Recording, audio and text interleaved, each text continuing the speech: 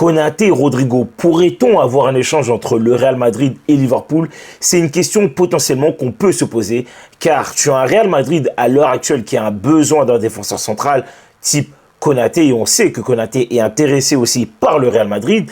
Et à côté de ça, tu as Liverpool qui potentiellement pourrait vendre Luis Diaz au Bayern Munich et qui potentiellement aimerait avoir Rodrigo, car Rodrigo est clairement un profil qui pourrait intéresser Liverpool. On va essayer d'y répondre, mais juste avant, vous connaissez déjà la chanson, hein. On va un peu parler de l'actualité qu'il y a eu un peu là ces 2 derniers jours. Et bien sûr, avant de commencer, on n'oublie pas, on s'abonne comme d'habitude. On appuie sur la petite cloche. Bientôt 3000 abonnés. Merci à vous tous les amis. Merci pour votre soutien. On donne de la force, on bombarde le partage. On n'oublie pas le petit like et le petit commentaire pour me dire ce que vous pensez de potentiellement. Est-ce qu'on pourrait avoir un échange entre Liverpool et le Real Madrid, Konaté, Rodrigo avec un petit supplément d'euros, d'argent, excusez-moi. Et puis on va en parler tout de suite. Sur ce, let's go les amis. Bon, avant toute chose, on va revenir sur l'actualité. Et l'actualité, on va pas se mentir, elle a été super intéressante ces dernières 48 heures. Et cette info-là qui nous vient tout droit de Mario Cortegana, excusez-moi, elle me fait kiffer, elle me fait plaisir. Le Real Madrid a fait une exception dans la politique du club pour Thibaut Courtois en renouvelant les joueurs de plus de 30 ans. Pour info, pour ceux qui ne le savent pas, le Real Madrid, lorsque tu atteins les 30 ans dans le club, on te renouvelle toujours de 1 an de contrat. Mais là, il y a eu un petit geste qui a été effectué. Il a renouvelé jusqu'en 2027 avec une augmentation de salaire applicable à partir de ce mois-ci. Donc là, on nous fait comprendre clairement que Thibaut Courtois a renouvelé de 2 ans et non de 1 an, car il a passé le palier des 30 ans.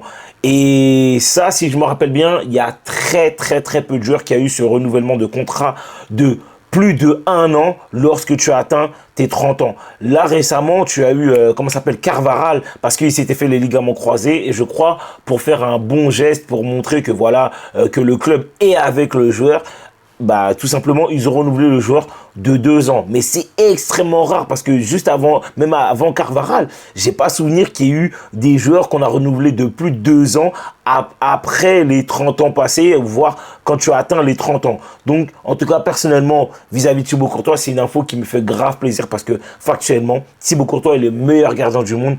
Dites-moi en commentaire. Est-ce que vous êtes du même avis que moi? Ensuite, on a une autre info qui nous vient de Fabrizio Romano. Et encore, ça, pour moi, c'est une très bonne info.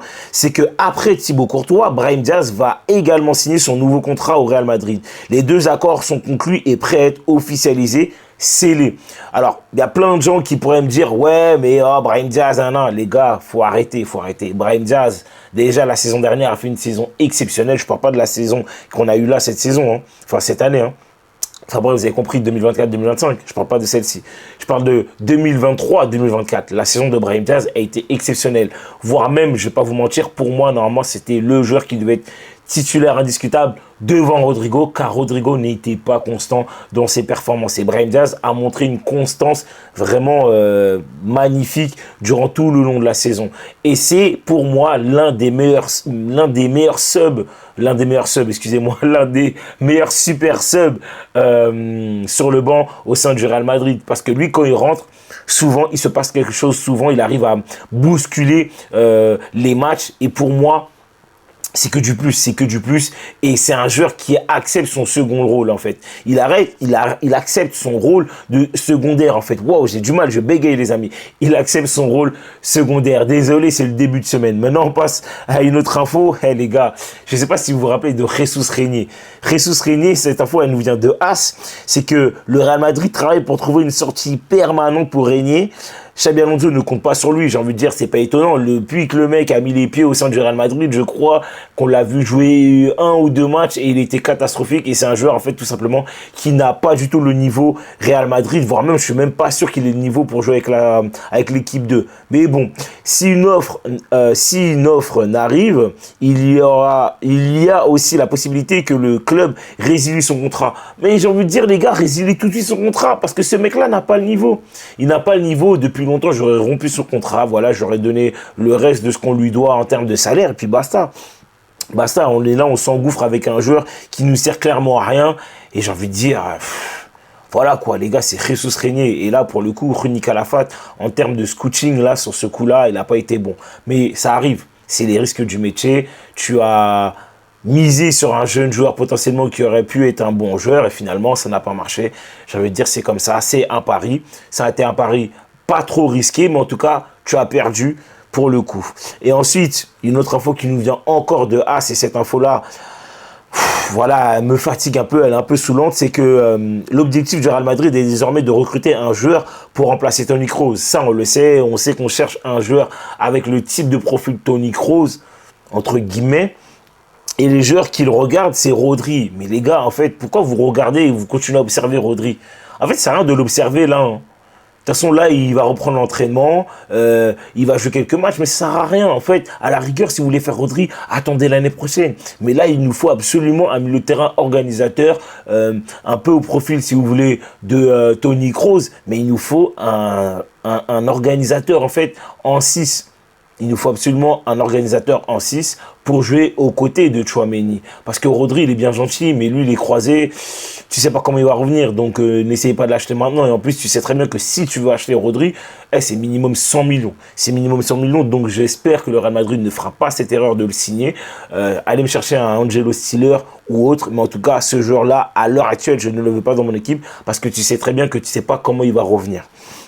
Ensuite, on a une autre info là qui nous vient tout droit de l'équipe, c'est que oui, le Real Madrid observe William Saliba est encore heureux. Et moi, j'ai envie de vous dire, quitte à choisir entre Saliba et Konaté, info qui va arriver juste après concernant le cas Konaté, c'est que ouais, moi je préfère Saliba. Saliba, c'est un joueur plus régulier, plus constant, meilleur dans les performances, moins de blessures. Forcément, je préfère Saliba. Et Saliba, je pense que c'est clairement le profil Real Madrid compatible, que ce soit en termes de performance et même la personnalité du joueur.